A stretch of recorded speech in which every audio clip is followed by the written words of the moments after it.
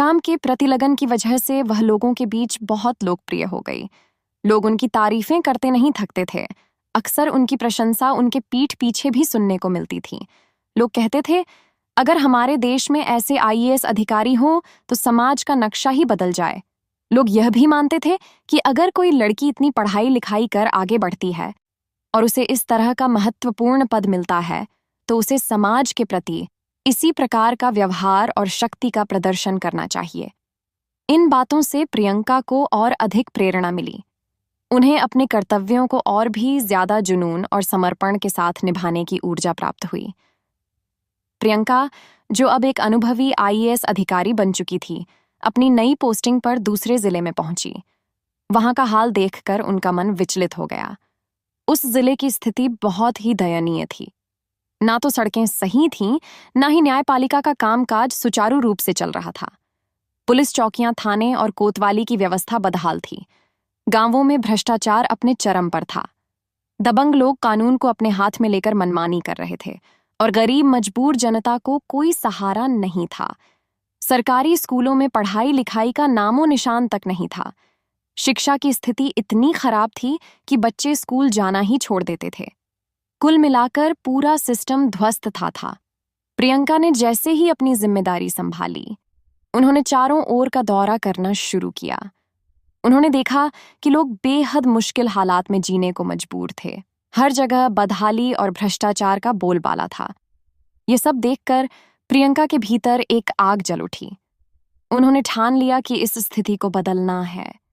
एक दिन उन्होंने एक स्थानीय गरीब व्यक्ति को अपने कार्यालय में बुलाया और उससे जिले की असली स्थिति के बारे में जानकारी मांगी। उस व्यक्ति ने कहा, मैडम, यहाँ की व्यवस्था तो बहुत ही खराब है। विधायक और सांसद सिर्फ अपने स्वार्थ में लगे रहते हैं। जो दबंग लोग हैं वही यहाँ राज करते हैं। गांव के लोग रोज दहशत में जीते हैं और नेता सिर्फ जनता को लूटने का काम करते हैं। उसकी बातें सुनकर प्रियंका और भी दृढ़ संकल्पित हो गई। उन्होंने मन ही मन सोचा कि अब इस जिले का नक्शा बदलना ही होगा। तो दोस्तों, आईएएस साहिबा, प्रियंका ने जब यह महसूस किया कि जिले की व्यवस्था को सुधारने के लिए सबसे जरूरी है शिक्षा व्यवस्था को सही करना, तो उन्होंने इसे अपनी प्राथमिकता बना लिया। उन्होंने सोचा, शिक्षा ही वह आधार है जिससे समाज का भविष्य सुधारा जा सकता है। अगर बच्चों को सही शिक्षा मिलेगी तो यह युवा कल देश के लिए कुछ बड़ा करेंगे। प्रियंका ने तय किया कि सुधार की शुरुआत सरकारी स्कूलों से होगी। उन्होंने कहा, सबसे पहले मैं इन स्कूलों को सही ट्रैक पर लाऊंगी और फिर धीरे धीरे पूरे सिस्टम को सुधारने में जुट जाऊंगी। ये मेरा वादा है। अगले ही दिन उन्होंने एक योजना बनाई। बिना किसी दिखावे के साधारण साड़ी पहनकर एक सामान्य ग्रामीण महिला के रूप में वह एक गांव के सरकारी स्कूल पहुंची। उनका उद्देश्य था स्कूल की असली स्थिति को बिना किसी पूर्व जानकारी के जांचना। जब वह स्कूल पहुंची तो वहां का हाल देखकर वह हैरान रह गई। स्कूल में ना तो शिक्षक सही समय पर मौजूद थे और ना ही बच्चों को पढ़ाई लिखाई सिखाई जा रही थी। कुछ बच्चे इधर उधर खेल रहे थे तो कुछ स्कूल के बाहर बैठकर समय बिता रहे थे। प्रियंका ने देखा कि शिक्षा का हाल बद से बदतर हो चुका था। वहां पहुंचकर उन्होंने बच्चों और गांव के लोगों से बात की। उन्होंने धीरे धीरे यह समझा कि समस्या केवल स्कूल में नहीं बल्कि पूरी व्यवस्था में है। लेकिन उन्होंने हार मानने के बजाय मन में ठान लिया कि वह इस स्थिति को बदल कर रहेंगी। यह उनका पहला कदम था और वह जानती थी कि यह सफर लंबा है, लेकिन उनकी हिम्मत और इरादे अडिग थे। दोस्तों, जब प्रियंका स्कूल पहुंची तो वहां के माहौल को देखकर उन्हें काफी हैरानी हुई। स्कूल में करीब 100 से 50 बच्चे थे, लेकिन हालात बहुत खराब थे। प्रियंका ने पहले ही अपने ड्राइवर और गनर से कह दिया था कि वह 1 से 1.5 किलोमीटर पहले रुक जाएं और वह पैदल स्कूल जाएंगी। उनके साथ पुलिसकर्मी भी नहीं थे।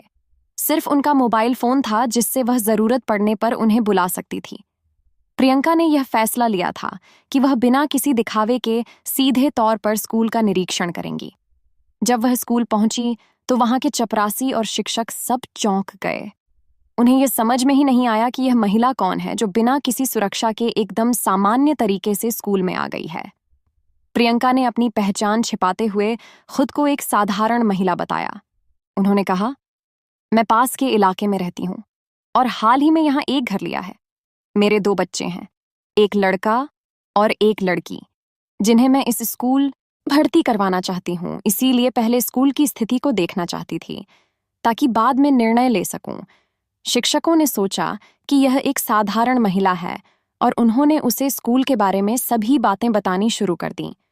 उन्होंने बताया कि स्कूल में यह है, वह है और बच्चे यहाँ अच्छे से पढ़ाई कर रहे हैं। लेकिन उन्हें यह नहीं पता था कि जिस महिला से वे बात कर रहे थे वह खुद उस जिले की डिस्ट्रिक्ट कलेक्टर यानी कि अहिबा प्रियंका थी। प्रियंका ने खुद से फैसला लिया कि वह कमरे में जाएंगी और बच्चों की पढ़ाई का निरीक्षण करेंगी। उन्होंने एक बच्चे को उठाया और कमरे में जाकर स्थिति का जायजा लिया। प्रियंका ने जब कमरे में प्रवेश किया और बच्चों से पूछा कि यह कौन सी क्लास है, तो एक बच्चे ने जवाब दिया, 6वीं कक्षा है। प्रियंका ने उससे पूछा कि अब तक वह क्या पढ़ चुका है। बच्चा बोला, मैम, हम पढ़ाई करते हैं लेकिन यहाँ कोई भी शिक्षक समय पर नहीं आता। कभी कभी घंटों तक कोई नहीं आता और हम इधर उधर बातें करते रहते हैं। कभी कभी शिक्षक कहते हैं बस याद कर लो, लेकिन पढ़ाई का कोई सही तरीका नहीं है। बच्चे की यह बात सुनकर प्रियंका का मन टूट गया। उन्हें यह सुनकर गहरी चिंता हुई कि जिस देश के भविष्य को बचाने के लिए उन्हें काम करना है, उस देश के बच्चों के साथ इस तरह का व्यवहार किया जा रहा था। शिक्षक, जो बच्चों के जीवन को दिशा देने वाले होते हैं, वे खुद ही इस तरह की लापरवाही दिखा रहे थे। प्रियंका ने यह महसूस किया कि यह स्थिति केवल बच्चों के लिए ही नहीं बल्कि पूरे समाज के लिए खतरे की घंटी है। जब उन्होंने शिक्षकों से इस बारे में बात की तो कई शिक्षक एकजुट हो गए और प्रियंका से कहा, मैम, हम झूठ नहीं बोल रहे हैं, यहाँ पर सच में ऐसा हो रहा है। हमें पता ही नहीं चलता कि कब हम स्कूल में होते हैं और कब घर चले जाते हैं। स्कूल और घर में कोई अंतर ही नहीं रह गया है। ये सुनकर प्रियंका का दिल और भी ज्यादा द्रवित हो गया। उन्होंने ठान लिया कि वह इस स्थिति को बदल कर रहेंगी। अब उनका मुख्य उद्देश्य इस स्कूल की स्थिति को सुधारना और बच्चों को वह शिक्षा देना था जिसके वे हकदार थे। प्रियंका को जब बच्चों और शिक्षकों की बातें पता चली तो उनका गुस्सा और दुख दोनों एक साथ बढ़ गया। उन्होंने तुरंत अपने ऑफिस में जाकर स्कूल के प्रधानाचार्य और संबंधित अधिकारियों से पूछताछ शुरू की। उन्होंने स्कूल की सभी फाइलें और रजिस्टर जांचे और फिर जो निष्कर्ष निकाला वह सबको चौंका देने वाला था। प्रियंका ने निर्णय लिया कि अब से स्कूल में जो भी शिक्षक या कर्मचारी काम कर रहे हैं उनके खिलाफ कार्रवाई की जाएगी। उन्होंने स्पष्ट शब्दों में कहा, आप लोग बच्चों को गलत तरीके से पढ़ा रहे हो और अपनी जिम्मेदारी से भाग रहे हो। आप लोग इस नौकरी के लायक नहीं हो। अगर आप बच्चों को यह शिक्षा नहीं दे सकते तो आप लोग यहाँ काम नहीं कर सकते। प्रियंका ने स्कूल के कर्मचारियों को यह चेतावनी दी कि अगर वे सही तरीके से काम नहीं करते तो उनका पद छीन लिया जाएगा और उन्हें कोर्ट में अपनी याचिका दाखिल करनी पड़ेगी। उन्होंने यह भी कहा कि अगर कोई अपनी गलती सुधार है तो वह वापस आ सकता है, लेकिन जो लापरवाही करेगा उसे बर्खास्त कर दिया जाएगा। इसके बाद प्रियंका ने जिले से बाहर जाने का निर्णय लिया और वहां की व्यवस्था को सुधारने के लिए दूसरे स्थानों पर काम करने लगी। अगले 5 से 6 महीनों में प्रियंका ने जिले में सुधार की कई योजनाएं लागू की। शिक्षा व्यवस्था से लेकर कानून व्यवस्था तक हर क्षेत्र में बदलाव आया। आज भी उस जिले में लोग प्रियंका को याद करते हैं और उनकी सराहना करते हैं कि कैसे उन्होंने अपने कर्तव्यों को निभाकर उस जिले को एक नई दिशा दी। प्रियंका की मेहनत और ईमानदारी ने उस जिले को फिर से सही रास्ते पर लाकर खड़ा कर दिया। प्रियंका की कहानी यहीं खत्म नहीं होती। उनका कार्यक्षेत्र बदलते बदलते एक और महत्वपूर्ण मोड़ पर पहुंच गया। जब उन्होंने एक बार जिले के हालात सुधारने के बाद कुछ समय बिताया तो उन्हें और भी कई समस्याएं नजर आने लगीं, जिनका समाधान करना जरूरी था। प्रियंका ने शिक्षा व्यवस्था के अलावा गांवों में व्याप्त भ्रष्टाचार, स्थानीय नेताओं की मनमानी और सार्वजनिक सुविधाओं की दयनीय स्थिति पर भी ध्यान केंद्रित किया। वह लगातार ग्रामीण इलाकों में जाकर लोगों से मिलती थी, उनकी समस्याओं को सुनती थी और उन पर तत्काल समाधान लागू करती थी। उनके द्वारा उठाए गए कदमों से जिले में धीरे धीरे बदलाव दिखने लगे। उनके कार्य से प्रभावित होकर जिले के लोग भी उनका समर्थन करने लगे। प्रियंका ने न सिर्फ शिक्षा बल्कि स्वास्थ्य, सड़कों और अन्य सरकारी योजनाओं का भी पूरी गंभीरता से निरीक्षण किया। उन्होंने सरकारी कार्यालयों में भ्रष्टाचार को रोकने के लिए सख्त कदम उठाए, जिससे सरकारी योजनाओं का सही तरीके से पालन होने लगा। प्रियंका के योगदान की वजह से उस जिले में सुधार की बयार चली और उसका नाम पूरे राज्य में फैलने लगा। लोग प्रियंका को एक आदर्श अधिकारी के रूप में देखने लगे। कुछ सालों बाद प्रियंका को एक बड़े पद पर पदोन्नति मिली और वह फिर से एक नए जिले में आई, लेकिन उनके कार्यों की वजह से उस जिले की स्थिति अब पूरी तरह से बदल चुकी थी। लोग कहते थे, अगर प्रियंका जैसी अधिकारी कहीं हो तो किसी भी जिले की हालत सुधारने में देर नहीं लगती।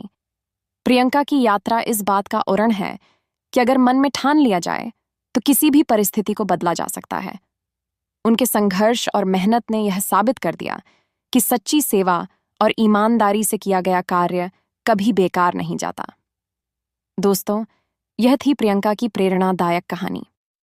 आप हमें कमेंट सेक्शन में बताइए कि आपको यह कहानी कैसी लगी। दोस्तों, कहानी सुनाने का मेरा मकसद किसी का दिल दुखाना या किसी की भावनाओं को आहत करना नहीं है।